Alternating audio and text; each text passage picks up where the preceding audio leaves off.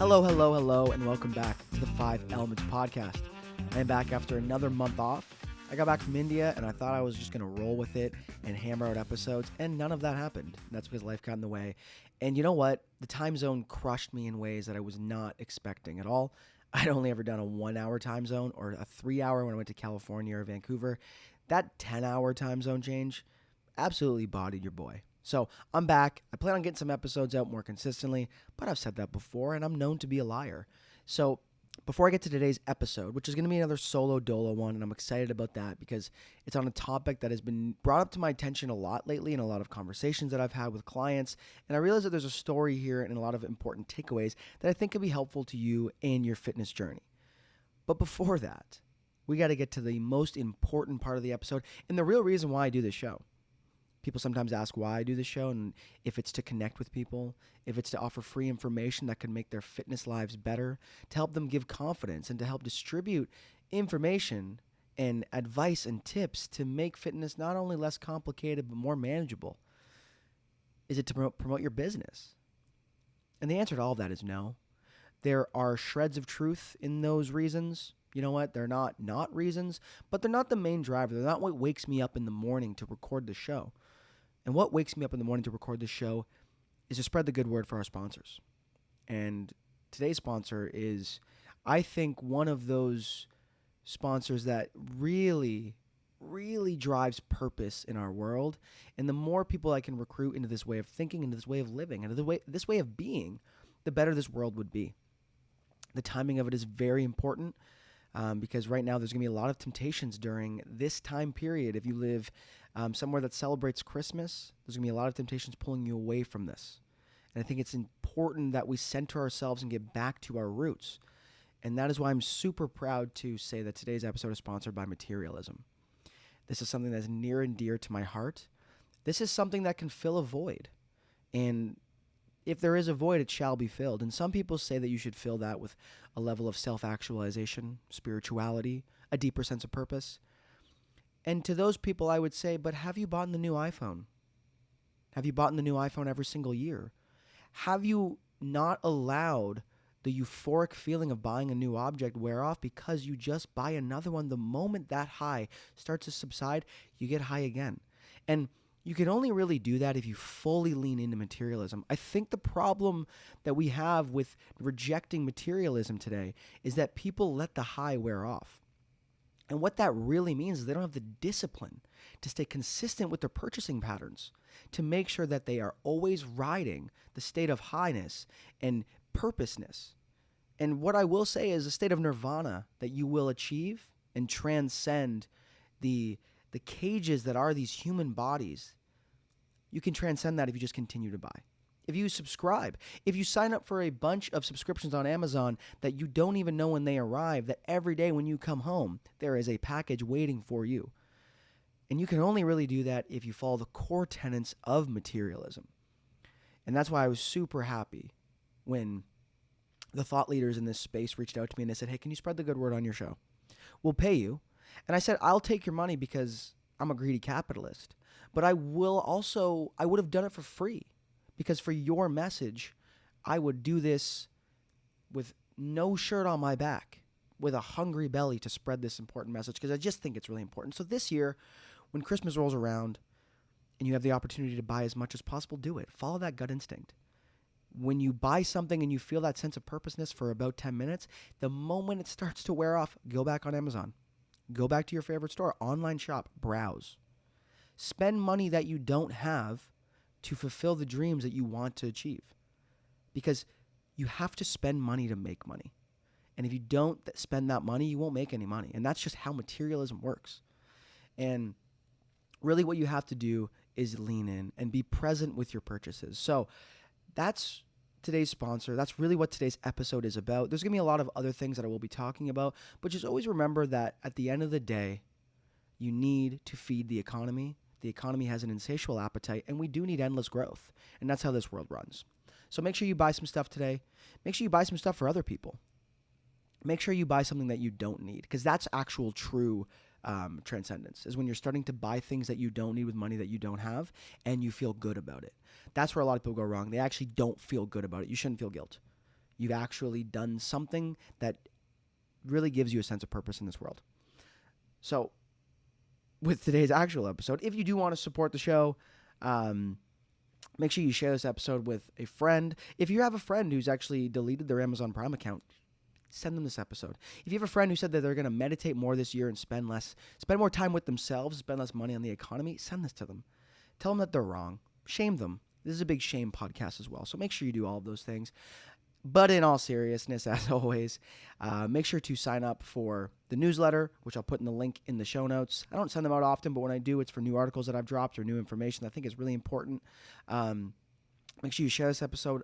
Can you please leave a review if you enjoy it as well? That actually helps me quite a bit. And lastly, if you're looking for support with your fitness goals, make sure to check out what I offer with online coaching. That is the best thing that I offer. That is the number one service that I offer. So if you're looking for programming, guidance with your programming, nutrition coaching with your goals, if you're looking to improve your body composition, build some muscle, build some strength, even lose some body fat in a sustainable way, I can work with you with what I offer in online coaching. And the beauty of it is that it's fully remote. So you can do it on your own time with programs that I design for you. And we're going to have some weekly check-ins, monthly coaching calls, and make sure you're actually achieving your goals. With the new year coming up, this is a great opportunity. I got about 5 spots opening up for this, January 1st. I won't be taking on any clients before then. I got a lot of things on my plate, but starting in January, I have 5 spots that are going to be opening. So if you want to check that out, check out the link in the show notes and we can go from there.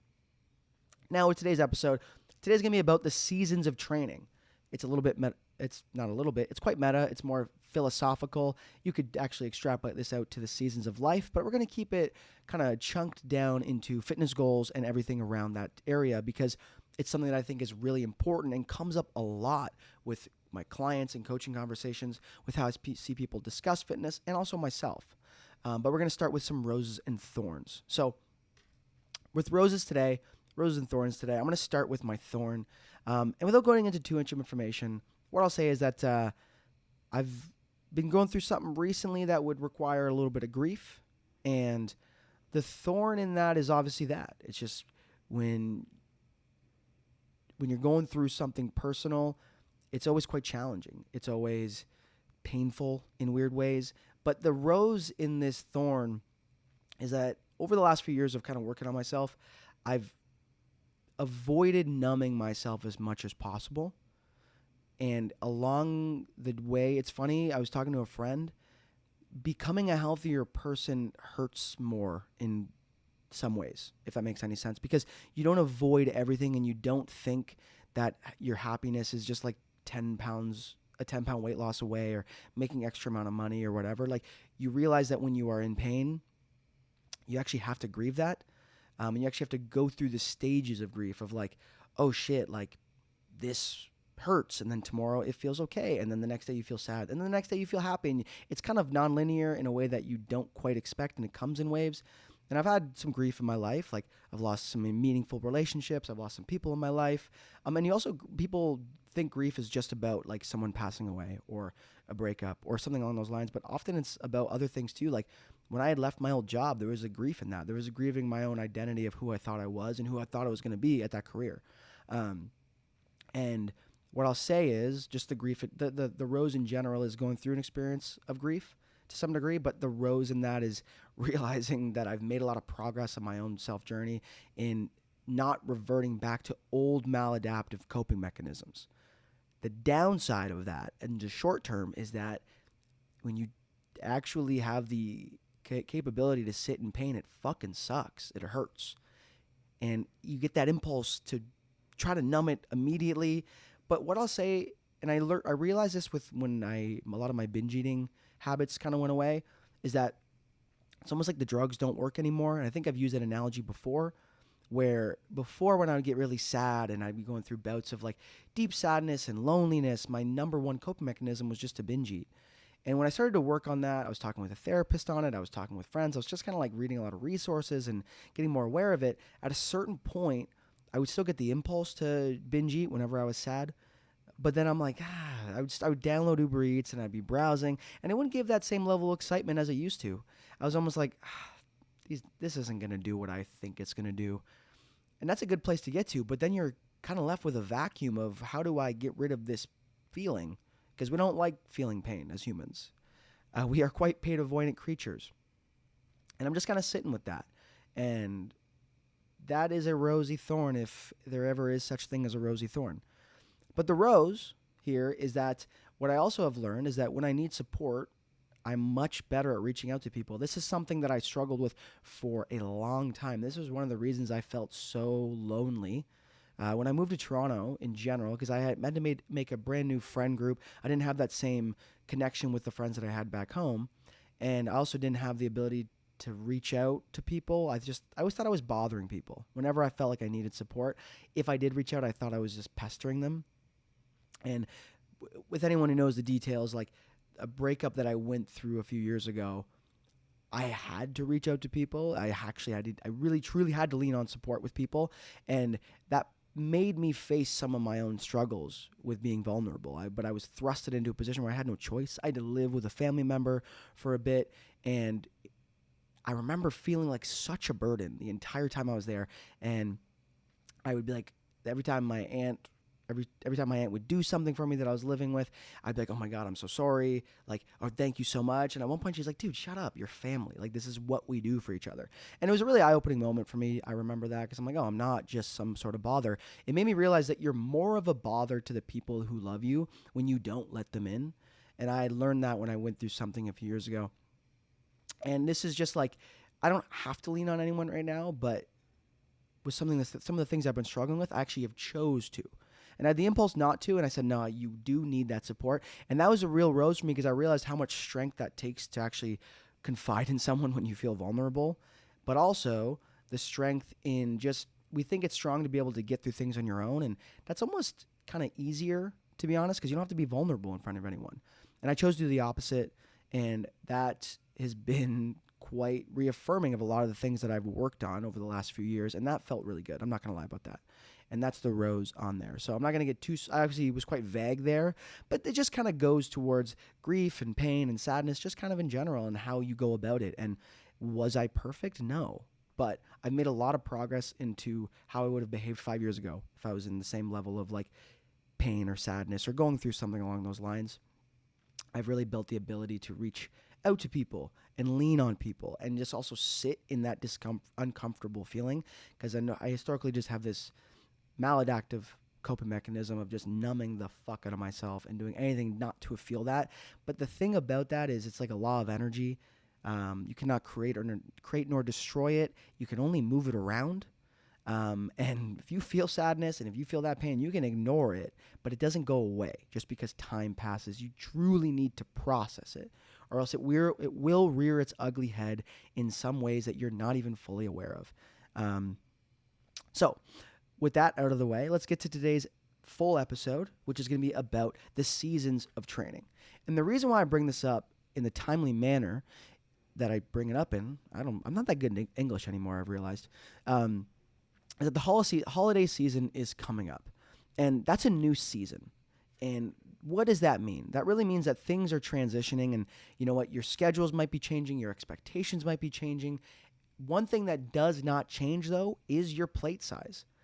And it's not a literal plate size, because I will stack my plate and make it bigger to have seconds and even thirds at Christmas dinner. But from a metaphorical perspective, that plate you have stays the same year round.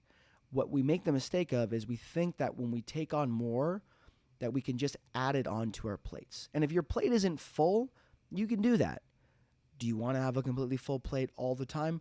Probably not. But due to external circumstances, you might have to have one quite a bit, especially if you have kids and a job and a spouse, etc. But as seasons change, so do our expectations, our goals, and what we actually have to fill our time with.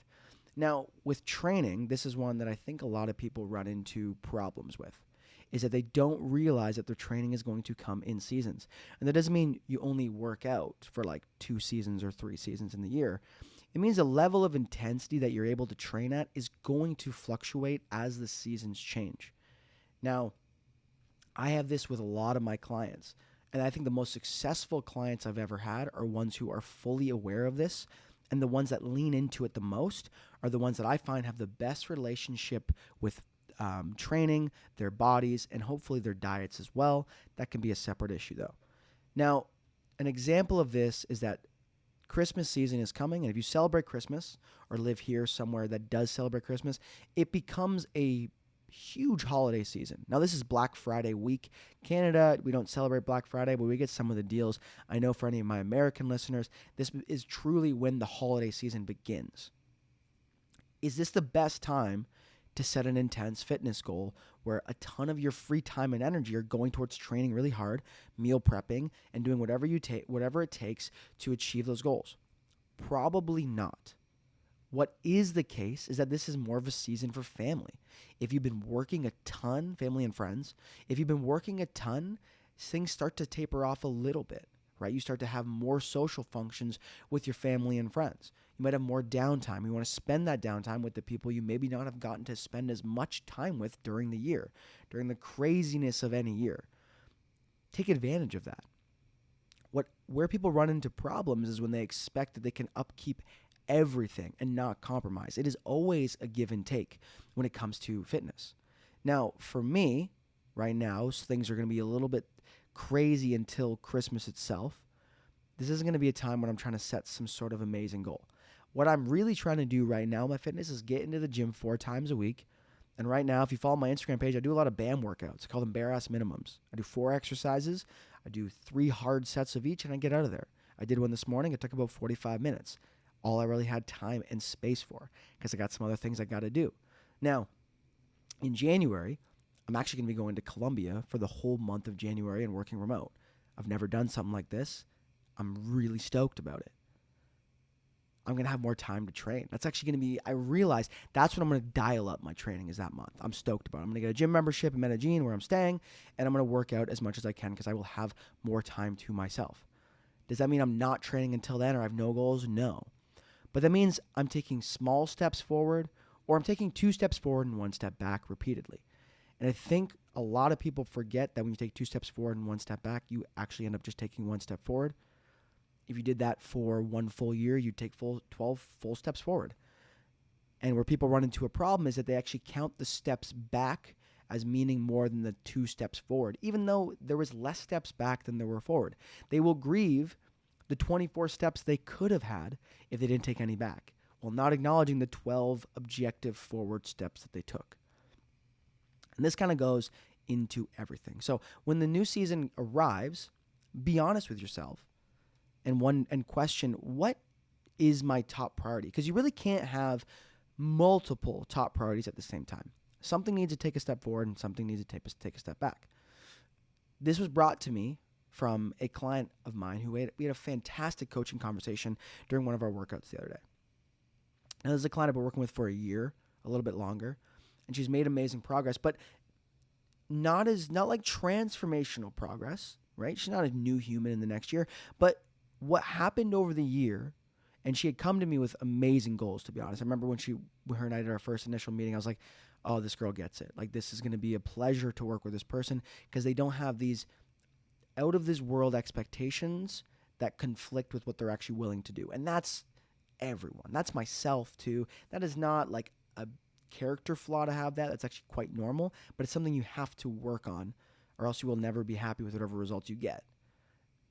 Now, she said, I just want to be able to train consistently for a year. I've never really done it. I want to get stronger. I want to enjoy the gym again. And she did that. Now, she's a doctor. She works multiple jobs. Her free time is scarce. And even within all of that, she trained on average, I want to say 2 times a week for the whole year. Now, there were periods where she did 1 a week, and there were periods where she did none because just life got in the way. She didn't beat herself up over those missed weeks. And that's where a lot of people run into problems is that they crush it for 6 weeks straight. Then they take a week off, and then they miss the second week, and then it spirals and it ends up being like no real workouts for 6 weeks because they keep comparing themselves to where they were as opposed to just getting back on the horse. Now, she's made a lot of progress throughout the year, and about 2 or 3 months ago, she actually was like, okay, I want to get better at running. Now, I know that I won't be able to train as much with how much I'm going to be running. So for the next month, all I want you to do is program 1 strength training workout for me. And then whenever she is available, she'll train with me. And then she's going to do some runs on her own. And I was like, you're not going to make amazing progress on your strength with this. And she's like, that's okay. I just want to get better at my running. But she wants to maintain whatever she's built with her strength. And what's funny about strength maintenance, and I don't think a lot of people are aware of this, the level of training and intensity of training you need to maintain your fitness is hilariously low. Now, there is multiple papers on this. One paper went as far as to cutting volume by into 1/9 of what it was. So say you're doing 9 sets of squats, cut that down to 1 set, and they maintained most, if not all, of their gains. Now, this one probably would not work long term. Like for a year, if you did that, you would lose some strength and muscle, I would venture off to say. But would you lose as much if you did none? Oh, you would keep way more by just doing one. Now, a safer bet, you can probably cut volume by 1/3 and keep all, if not most, of your gains. And people feel like people often say that sounds too good to be true. And the reason why I know this is I say this to clients all the time. And some clients are like, what? No, that doesn't sound right. It doesn't feel right. Because we're convinced that we have to just train hard all the time. And what's funny about that is that nobody does that. Nobody does that, and people get tons of progress all the time. Most of the progress you get comes in spurts. And that's not just a fitness thing. That is a life thing. Whenever you've made huge progress in something, it usually comes in spurts because you cannot be dialed in, locked in, and making linear progress all the time. If you did that for 5 years straight, like, you would just be world class. And not everyone is able to do that because we have lives, and we also have attention spans. We also have levels of motivation that fluctuate, and we have seasons of life that change too. And you just can't be like that all the time. And some of the people who are, they are the world class, whatever they do, but the cost of that is often under acknowledged. You can kind of give up everything else in your life to truly obsess over the thing that you just can do nothing else but do that one thing. Now, my client had said this, and I was super proud because I was like, you get it. You understand what we're doing here. You want to build a better relationship with exercise. This is the most she's ever trained consistently in a full year. And the other thing that was attached onto this, which has been a theme on this podcast, was that her results were not contingent on body transformation. This is not to say you can't have some sort of body composition goals, but I always suggest divesting the two from each other. Your body composition goals and your workout goals, they impact each other, but you do not want to have one reliant on the other one. And what that really means is you don't only work out so that you can look a certain way. Because if you can't achieve that look that you want, you are more likely to just stop working out because you'll think, what is the point? You can almost think about it as an investment portfolio. You do not want every dollar you have invested on one stock. Because what if that stock goes down? And I am laughing right now because one of the listeners of this show that I'm aware of, I gave some really bad investment advice to, and both of us, we put more money than we should have on this stock, and it's you know what? I'll say one thing. I can turn $1,000 into $100, and that's pretty magical. You know what I mean? So what that lesson is, you don't put all your money in one stock, and you don't put all of your investments in the gym into one outcome. Unless you're an athlete. But obviously, if you're an athlete, that's probably for you anyways, like a high-level athlete. And you want to do that with your fitness goals as well. So, for example, this client, she wanted mainly to be able to train consistently for a year. There's no attachment to a body composition goal there. Now, one of her tertiary goals was, hey, if I could build a little bit of muscle and lose a little bit of fat, that'd be great. But if that didn't happen, and it actually did happen, and that's the irony of this, if that didn't happen, she still would have been feeling successful and proud of her results by just how consistently she had trained. And that is something that gets underrepresented. Now, the irony, to bring it back, when you do this, you often end up engaging in behaviors that impact the other goals. So say, if you wanted to lose body fat, I rarely tell someone, okay, immediately go to tracking calories and restrict. That's not because it doesn't work. It does, but it's one of the more invasive and intensive protocols to keep up for weight loss. Often what I will suggest is that, hey, why don't we just try adding in some exercise, because you're doing none of that right now. Now, I've written about this topic. I've talked about it. Exercise on its own is not a great modality for weight loss. That doesn't mean it can't happen. For some people, once they start exercising, they start to change their body composition quite a bit. Build regardless, strength training is going to help with building muscle, and that can change body composition. Even if your body fat levels don't change, if you build some muscle at the same time while keeping your body fat levels quite stable, your body composition will improve. And by improve, that means you'd have a lower relative body fat percentage. And for a lot of people, what they want at the end of the day is to be leaner and have a higher percentage of their body fat, their body be from muscle than fat, et cetera, et cetera. And you can do that by either just losing weight, but you really should try to build muscle at the same time. Now, say you build a little bit of muscle, your body fat stays around the same. You might be like, I actually like how I look this way. I could look leaner, but I understand the cost of that, and maybe I'm not willing to do that right now. Or you could say, you know what? Build some muscle, look a little better, but what I am looking for is body fat. But regardless, what you've done is just started training, built in the habit of training, started to enjoy it maybe, started practicing some exercise that you get a sense of reward from by simply getting better and stronger at the movement. Has nothing to do with how your body looks, because you don't always have control over how your body looks. You do have more control over whether or not you can show up to the gym and how much effort you can put into each set. And that may have an indirect impact on body composition, but it doesn't have a complete direct control over body composition. It is engaging in something that will have an impact on it, hopefully, but you don't know for sure. So that's why I start with clients with that. I'm like, let's start exercising. Let's try to increase your activity. And one of two things also happen with that. Some people start to just eat better because they exercise more. Now, my theory on this is a three-pronged domino effect. There's usually one of three dominoes that if you tip over, bleed into each other. Now, they all kind of bleed into each other, but I've found from an anecdote perspective, this is not science-based, that in my own coaching practice, everyone has one big domino. And if you tip that domino over, it tends to affect the other things. I got one online coaching client right now who it's for him if he's working out. So this is the epitome of working smarter than working harder. So if he works out, he eats better. If he eats better, he doesn't start to work out. It might happen, but it's not as motivating. He also sleeps better as well because he gets more activity in the day. So would it make a ton of sense to, from the jump, say, all right, here's your training program, here's what you're going to eat every day, and here's some sleep stuff that you have to focus on. You have to focus on all three of these habits at the same time. Probably not. What's more important is, how do we get you to the gym consistently? That is the number one focus. Because when he goes, it starts to bleed into the other habits.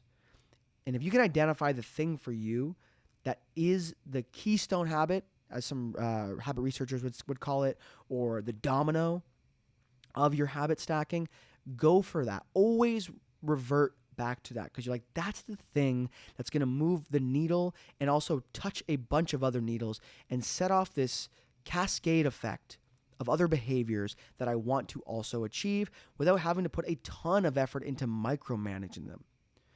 If that for you is just getting to the gym, amazing. For me, it's meal prep. If I meal prep, I am generally dialed in. I feel way better. I have less decision fatigue. I always eat better if I meal prep. And then I also train a little bit more because I'm like, I got more time. I know what I'm going to be eating. I'm in between clients a lot. Like if I have my meals already ready and I only got like an hour to train, I'm like, okay, I already got my 45 minutes to train. I can probably sneak in 10 minutes after to eat because I don't have to go look for something after. I also don't want to be really hungry after I do a workout and don't eat and then have 3 more sessions in a row. Those things can really impact me personally.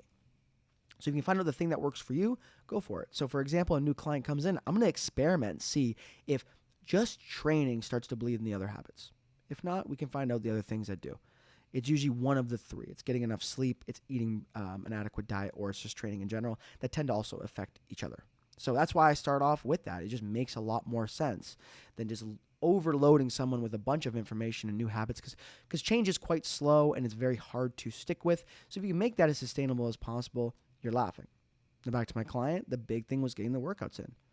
And what happened was it took about 6 months until body composition started to change, because she started to actually train a little harder over the 6 months. She was getting better and better. There was periods where she fell behind, and what happened was I didn't beat her up and she didn't beat herself up.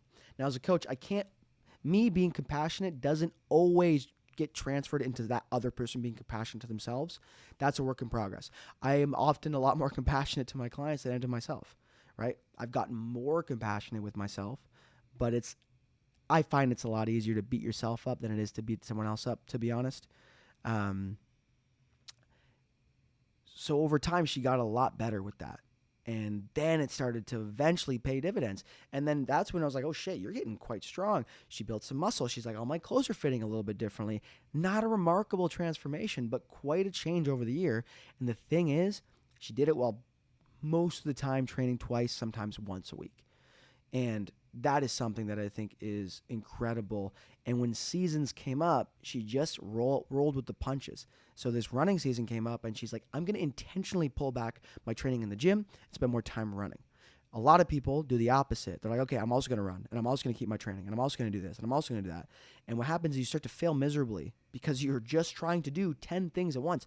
And what I also notice is that if you fail at one thing, it's whatever.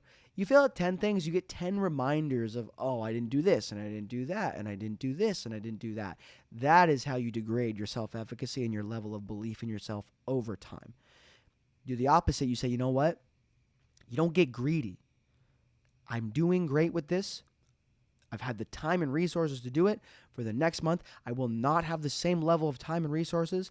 I know my plate will not grow, and I need to fill it with some other things. So maybe I got to take off some of what I don't want to take off, but I understand that I have to if I want to maintain a level of balance here. And that's also brings me to the illusion of balance. Balance isn't that you're balanced all the time in everything.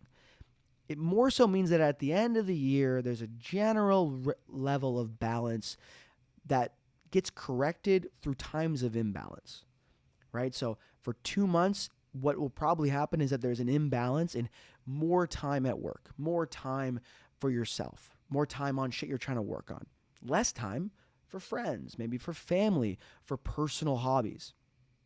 Then Christmas season comes up. Work maybe a little bit less, training maybe a little bit less, more social life. Then come the new year, you're dialed back in. Work really picks up. More of an imbalance towards working a lot more hours, maybe even focusing on your training too. You got 2 things that you're focused on now. You're like, you know what has to take a step back? My social life. You know what? I just was quite social for the last month before the holidays. I was spending a lot of time with family and friends, having a couple of rum and eggnogs here and there. You know what I mean? Then come September, you're like, I'm not going to do that as much. Where people run into problems is they think they can keep all of it all the time, and they're always perfectly balanced. If you're always perfectly balanced, you're not going to really get anywhere with anything. That's just not how anyone lives. It comes in seasons. Now, this brings me to my next thing I want to talk about, and that's the dial versus the switch. And it's very relative. It relates heavily to the last story I just talked about, and that is the ability to turn down the dial and turn off the switch. A lot of people struggle with just turning off and on the switch. I had one client who I worked with him for years at the previous gym that I worked at. And this guy was the king of the switch. He'd be like, mate, I'm back. I just kind of gave a hint of where this guy is from. He's like, mate, I'm back here for 6 weeks. Let's fucking get it. He would train 5 days a week. He would diet heavily, and he would make amazing progress in 6 weeks. He wouldn't really drink. He wouldn't really go out and socialize, etc. Then things would turn around, and he would not know how to balance it. He would turn the switch off. So this switch was always on and off. And he ended up not really getting anywhere over time. He just kind of ended up back at square one. But he took the scenic route to both, right? Make huge progress in 6 to 10 weeks, then lose all that progress in another 6 to 10 weeks, and you just end up right back at square one. Problem is, you spend a lot of money on training, then you spend a lot of money on the things that kind of undo the progress for training, and you always end up back at square one. And there wasn't really any carryover into the next time he got back. And that was what was quite frustrating. Now, obviously, like, COVID was a big shift for most people. It was a shift for a lot of people's lifestyles. Him and I still worked together at that time. I had left the gym. I was training privately out of a different gym, and he started working out with me there. What used to happen is that he would train with me 5 times a week when the switch was on. What we talked about instead was, why don't we just turn that dial down? Started off with 2. I was like, let's just do 2 consistently for a while. I was like, that's a great idea. Then we ramped it up to 3. And we capped it at 3. Now, there was an impulse. He started seeing good results. Not great results, because he wasn't doing 5 times a week and restricting heavily. But he's like, let's do 3. There was an impulse to do more. I was like, if you do more, go do more on your own, right? Let's not set the expectation that you're always just going to do more there. We actually, for almost 2 years, were consistent as hell at 3 times a week. There were periods he'd go away for travel. When he would be back, we would just do 3 times a week. Maybe sometimes he only had to do 2, but on average, we were getting 3 in a week, which he had never done. He'd always come in waves. That switch would turn on, he'd do 5 or 6. Then the switch would turn off. I'd crickets from the guy for a while, right? He'd be traveling around. He'd be having as much fun as possible.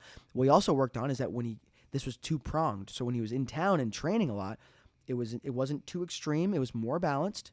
Right? It was like, let's just consistently try to get some progress here and not just crank that switch up. Let's maybe turn the dial up a little bit. And then what would happen is when you go away, we turn the dial down a little bit, right? He would still try to get some activity when he was going out. He'd be mindful of how much he was partying and like food decisions. Like some of the food decisions that he'd have here, he would keep when he went away. Before, he would throw the baby out with the bathwater. He would turn that switch off and next, what would follow that would be that every switch could turn off. Food, sleep, training, recovery, all that was off. Then he'd come back, he'd turn it all on at the same time. So next time you're entering a different season and you're thinking about and you're realizing things are changing, ask yourself, do I just need to turn down the dial? And that is something that can just really save you in the long run. I had this recently with another client where she was an online client. She was doing 4 times a week. For actually a few years, she was doing 4 times. And at one point, I was like, I'm just not really making any progress. Why don't I just try 3 times? 3 times looks incredible on this person. Amazing. The second week she was doing 3 times, she's like, I feel incredible. This is way better. She was probably overdoing it. And that's true because other things happened. Other things in her life started to take up more of her plate. Her plate didn't get any bigger. We had to pull something off. And what happens sometimes if you're really overdoing it and burning the candle at both ends, you are going to crash out. And it's going to actually affect your workouts in the gym. 3 workouts for her right now is more effective than 4. Not because less volume is better than more volume. That's not technically true. But in the circumstances and context of her life, it is better right now. And that's because her plate cannot handle 4. So what ended up happening is you get 4 kind of shitty workouts because you're just not recovered and you're not able to give everything you can. 3, she can. Didn't turn the switch off. Didn't turn it on. Turn the dial down. There might become a time in the next little while where that dial can get turned back up. And when that happens, you do it. But you ride that wave. You turn it down, you turn it up. You turn it down, you turn it up. You take 2 steps forward, you take 1 step back. You take that 1 step forward and you accept that from there. So the last thing I want to talk about is also related to this, and it's kind of what I'll say is like the leapfrog effect. And this is a topic that I first heard talked about from a man named Jonathan Goodman. He is a fitness coach. He runs like a fitness business thing. I love this guy. I just like the way he thinks about life, to be honest. He has a great podcast, but it's about fitness business stuff, so most people listening to this wouldn't care about it, but he talks about this all the time. And I remember the first time he spoke about it, I was like, damn, that is super accurate. And it felt relatable to my life as well. And it works in conjunction with the seasons, with the dial, with the switch. And that's the leapfrog effect. And that's really that you'll get most of your results in spurts of leapfrogging. And what that means is 2-3 months, you kind of sprint on one topic, on one goal. And that's where you make a lot of progress. Now, I've had this with my fitness since the age of 14. So as I've talked about in my story before, I was an overweight kid, struggled a lot with my body image, struggled a lot with my diet. When I was 13, I started working out.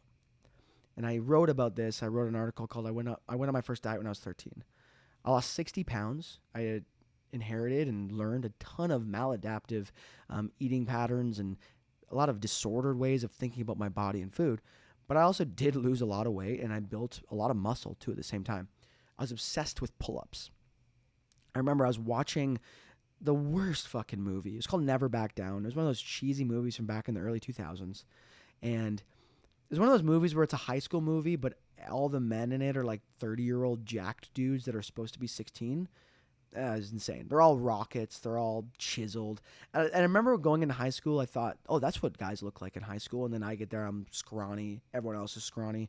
Like there's maybe one person who grew up on a farm that has shoulders, and that's about it. But it's one of those movies, and I remember watching it, and there's a training montage, and I love a good training montage. Those are just tough to beat. Like try not to go have like the most insane workout of your life after watching one of those montages. They just fire you up. And I remember he was doing pull-ups. And I was like, I want to be able to do a pull-up. Now, I was a fat kid. The idea of me doing a pull-up was quite tough just because gravity is a real thing. And I was like, I'm going to do a pull-up. My uncle and my aunt, they had a pull-up bar at their house. And I remember I was there, and I just hung from it, and I tried to pull, and I didn't even move. My elbows did not bend. I stayed at 180 degrees of elbow flexion, just perfectly straight. And I was like, I'm going to do a pull-up. So I get home. They were in Mississauga. I get home to London. And in my front yard, there is this tree with a tilted tree branch. And I'm like, I could do pull-ups on that thing. So I just start practicing all the time. I'm doing pull-ups on this as much as I can. I'm getting one at a time, maybe two at a time. My mom sees this, and she goes, this is embarrassing. I'm buying you a chin-up bar. So she bought one of those ones you wedge in the door. Now, this is when I start working out consistently. I was using some dumbbells before because I'd already made the decision I was going to lose weight. And I was like, I should start working out. Now, I started working out 4 times a day with this damn chin-up bar. It was very unhealthy. It was very disordered. It got to the point that I would actually, if I ate calories that I was aware of, because I didn't understand calories fully, but if food didn't have nutrition labels on it, I didn't know if it had calories or not. It was very dumb. I was 13. But I remember one time I ate this muffin that I saw on the package that had 120 calories, and we had a treadmill in the basement, and I just walked on the treadmill until I hit 120 calories. That is a form of disordered exercise habits. And I was doing that. I was training 4 times a day, correct me, with this chin-up bar where I would do chin-up, as many chin-ups underhand, as many chin-ups overhand, as many chin-ups neutral. Now, I was doing this while also restricting calories and losing weight. I ended up losing 60 pounds, right? I've talked about this story before. But to bring it back to the leapfrog effect, in a 3-month span, your boy had pipes. And you know why? Because I just hammered arm volume because I didn't know how to pull up properly. So I don't even think I was using my back much. I was kind of just doing like a lot of like bicep dominant curls. And I grew a ton of muscle on my arms. And I remember being like a 14-year-old scrawny kid with arms. And I built most of that muscle legitimately in a 3 to 4 month span. Now, my arms have gotten bigger since then, but like 70% of the arm mass that I've built was in that period, right? Obviously, the bigger you get, the harder it is to build a more relative amount of muscle mass. Because if I were to do that again, my arms would be like double the size. That's just not really realistic without a long period of intentionally training like an animal and eating like an animal. But I did this while actually on low calories because I was losing weight. So I recomped this way. And then I didn't really make gains for a little bit. Now, the next time I made gains was the next year after football season. Football was done. It was halfway through grade 9. And with football, bring it back to seasons, you can't train too much during the season. Then for 3 months after football season, a lot of me and the guys in the team, we would hit the weight room every day after school. Because for football practice, you got 2 hours of practice every day. Season's done. You got that vacuum of time. You're already in the habit of being active. We just went to the gym. And we were with your teammates, your young guys. You're trying to push each other. I made an insane amount of gains in those 3 months. Again, now there was more legs because I was understanding that you needed to have legs if you were playing football. So I built another massive amount of my own gains that I still have to this day in that period. Then summer hit. I was 15, summer, home alone a lot. I smoked a lot of weed. I partied a lot. I didn't train at all. Then the next time I made gains was like 2 years later. And I kind of repeated that.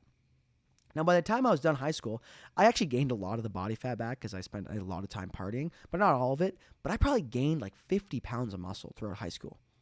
I did not do that consistently. I actually did most of that in waves. And even to the muscle and strength I built now, it generally comes in waves because I couldn't consistently focus on making progress all the time. It's not really how it works.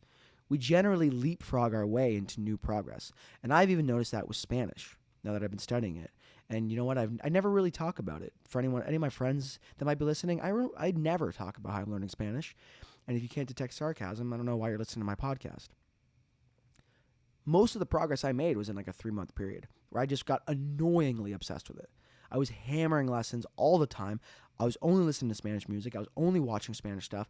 And I was super obsessed with it. I made a massive amount of progress. It was when I got back from Mexico. Because before I had gone, I thought I was learning it. Then I got there, and I was like, ¿Cómo estás? And that's pretty much all I knew how to say. And I got embarrassed because I was like, oh, shit, I really do not know how to speak it. It did culminate in the last night, or second last night, with me ordering a whole meal in Spanish. One of the best top 5 feelings in my life. When I got back, I was like, no. I need to fucking lock in. And for like 3 months, I locked the hell in. I made probably 70% of the results that I have now and my level of fluency in Spanish was from that period. Then life got in the way. I went from doing 4 to 5 lessons a week to dialing it back down to 1 to 2. And for 4 months, I made a little bit of progress, but I didn't turn off the switch. I turned down the dial. And now, because I'm going to Colombia again for a whole month in January, that dial about to be turned up. There's an external influence pushing that dial because I'm like, I got to be better for when I go. But part of that is just turn the dial up. I got a little more space. I got a little thing to work on. I'm back to 5 lessons a week. I would not be able to do that year round. But I made a ton of progress in a spurt, and then I made a little bit of progress in a block, and now I'm back to trying to make a ton of progress again. And that's kind of how that works. That's how your fitness will go. Now, if you think you're always going to be able to make amazing progress and you don't factor in real life, you're going to be setting yourself up for failure consistently. Because what results you do have will just always be juxtaposed to the results you think you should have. And that is a cycle you can run into for years and ignore that, yes, you took 24 steps forward and 12 steps back, but you do not realize the fact that the result of that, the net change, is 12 steps forward.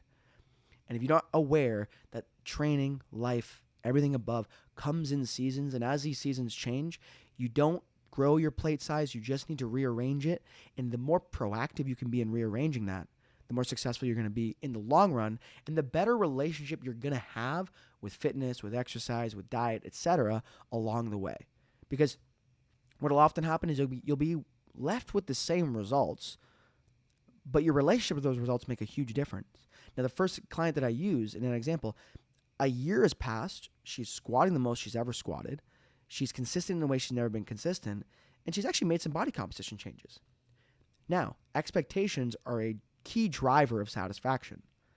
So if she was still where she is now with the same level of results, but she expected to train 4 to 5 days a week, fully transform her body and her life, she would ignore the huge progress she'd made because it would strictly be compared to what results she expected.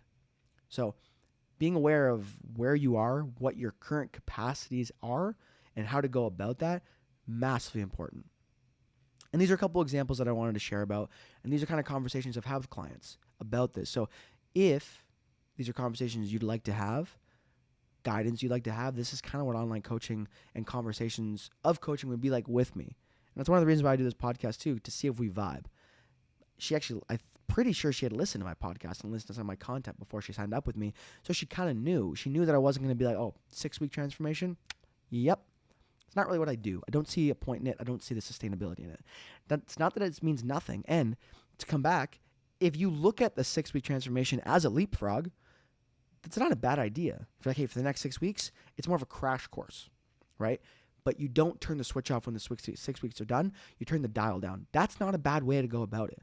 What's going to work for everyone is a little bit different, but how you frame it in your mind and your expectations make a huge difference on how you'll interpret any results you may or may not get along the way.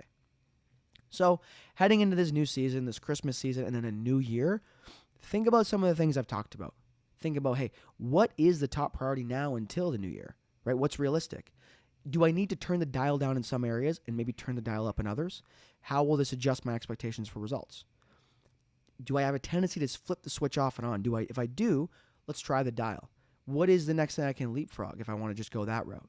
Think about all these things and always remember that you need to have appropriate expectations. And the more proactive you can get with this, like with my one client who said, hey, the next little period's going to be crazy. Let's pull back in the training and pull and prioritize running a little bit more. The happier you're going to be in the long run, and the less guilt you're going to feel even with the same level of results, which at the end of the day, we work out, we take care of our bodies, we take care of all these things so that we can live happier and more fulfilling lives. And that's a hard one to do if you're always in a sense of guilt and shame about your behavior. So that's everything I want to talk about today. I will see you in a few weeks. I'm hoping to get a new interview in. But again, make sure to share this with anyone who you think would benefit from this. If you have a friend, again, who's steering away from the path of materialism and trying to be more internally happy with what they currently have, send them this episode. Make sure you buy a lot of things on Black Friday. Even if you don't need it, make sure you buy it. And one of the things you could buy is online coaching with me if this conversation seemed like it'd be something you're into. Of course, leave a review, and I will talk to you next time. Cheers.